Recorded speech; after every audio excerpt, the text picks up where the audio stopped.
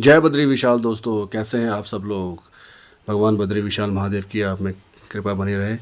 तो आज हम निकल रहे थे श्रीनगर के लिए। तो जग्गी भाई लाए थे आईपैड अपने भतीजे के लिए, कि वो कह रहे थे कि उनका फ़ोन आया और कह रहे थे कि पढ़ाई में दिक्कत हो रही है। तो उन्होंने उनको एक आईपैड गिफ्ट किया और साथ में एक पेन भी लाए थे, वो 12,000 रुपये का। तो कह रहे थे कि ये पेन और ये आईपैड मेरे भतीजे के लिए मेरी तरफ से गिफ्ट है, ताकि उसको पढ़ाई में दिक्कत ना हो। और इसके बाद भी अगर उसने कोई दिक्कत की पढ़ाई में, तो फिर हम उसे कुछ बोल सकते हैं, है ना। और हम उसे कुछ सुविधा नहीं देंगे और पढ़ाई में नंबर कम आएंगे तो उसे कुछ बोल भी नहीं सकते। तो स्पेशली उन्होंने फिर मुझे खोल के दिखाया, भाई जी आप ये मत समझना कि डब्बा खाली है।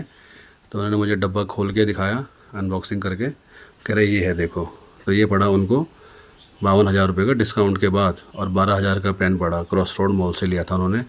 थोड़ी देर बाद नगरौंदा चौक में उनका भतीजा आ गया था, तो उनको हमने हैंड ओवर करके फिर हाई हेलो करके वहाँ से हम आगे निकल गए थे। और ये हम चले गए थे ऋषिकेश की तरफ। रात का नज़ारा कुछ ऐसे था, रात को रोडें सुनसान होती हैं और हमें ऋषिकेश पहुँचते पहुँचते रात के 7:30 बज गए थे। रात बहुत हो गई थी, मतलब आजकल रात जल्दी हो जा रही है, 6:30 बजे तक रात पड़ जा रही है, दिन छोटे हो गए हैं। ठीक 7:30 बजे हम नटराज चौक पे पहुंच गए थे और वहां से हमने रिलायंस के पंप में जाके टैंक फुल करवाया और फिर वहां से आगे के लिए प्रस्थान कर लिया श्रीनगर के लिए।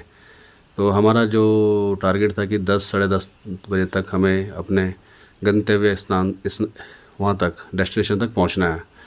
मगर अब आगे का हमें पता नहीं था कि रास्ते में क्या है, कहीं रोड ब्लॉक ना हो, कई चीज़ें हैं। बरसात के बाद पहाड़ झड़ते भी हैं, जानवर चलते तो पत्थर गिरते भी हैं। और हमारा जो टारगेट था लगभग हमने कहा कि 10:30 तक तो हम पहुंच ही जाएंगे। तो ये देखिए नटराज चौक का कुछ नज़ारा ऐसा है। रात को भीड़ बहुत कम थी। फिर थोड़ी देर बाद हम पहुंच गए थे तेल भराने के बाद अपना तपोवन में, लक्ष्मण झूला की वाली रोड पे।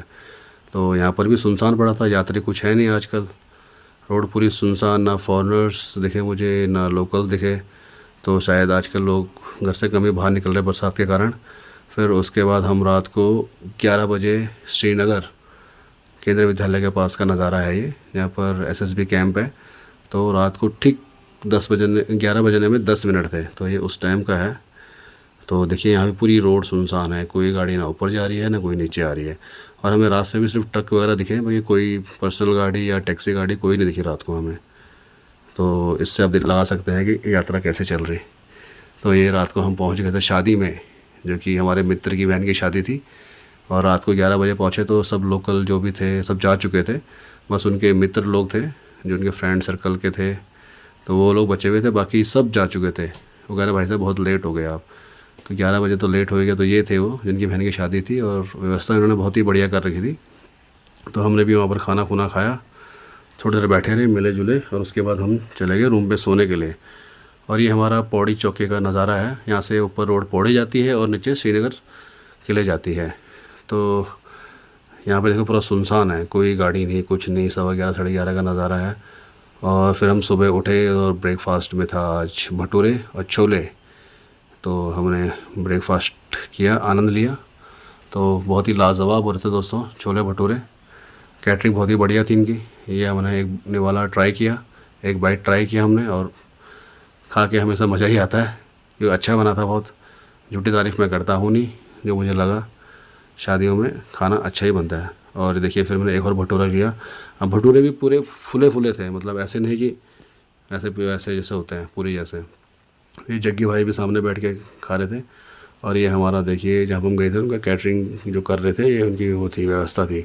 यहाँ सिर्फ ब्रेकफास्ट का अरेंजमेंट था, बाकी सब नीचे जहाँ पर शादी थी कमलेश्वर मंदिर के पास, तो बाकी वहाँ था। ये उनका होटल था ऑनर का, जिनकी बहन की शादी थी। इनके पिताजी हैं नहीं, तो सब कुछ वही देख रहे थे। पीछे ज़मीन खाली है उनके देखिए, और घर भी उनका नीचे ही है। तो व्यवस्था उनकी रहने की, खाने की, ब्रेकफास्ट की सब इसी होटल में ही थी, जो कि पौड़ी चुंगी के पास है। तो दोस्तों बस आज ब्लॉग को यहीं समापन करते हैं। पसंद आए तो लाइक ज़रूर कीजिएगा। धन्यवाद।